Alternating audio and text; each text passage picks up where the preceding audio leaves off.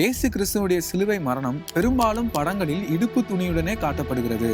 ஆனால் ரோமர்களுடைய வரலாறு, வேதாகம விவரங்கள் மற்றும் அக்கால தண்டனை முறைகளை நாம் பார்ப்போம் என்றால் இயேசு கிறிஸ்து நிர்வாணமாகவே சிலுவையில் அடிக்கப்பட்டார் என்பது தெளிவாகிறது.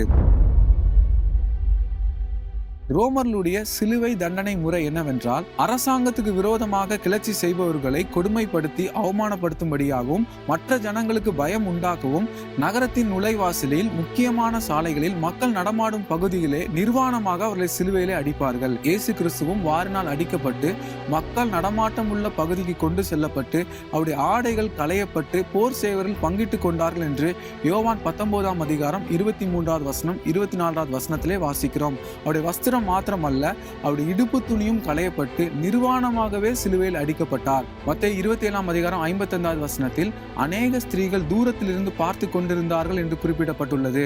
ஆண்டவராக இயேசு கிறிஸ்து அவருடைய சரீரத்தையும் இரத்தத்தையும் மாத்திரமல்ல, எபிரேயர் 12ஆம் அதிகாரம் 2ஆம் வசனம் குறிப்பிடப்பட்டுள்ளது போல அவமானங்களையும் நமக்காக ஏற்றுக்கொண்டார். ஆமென்.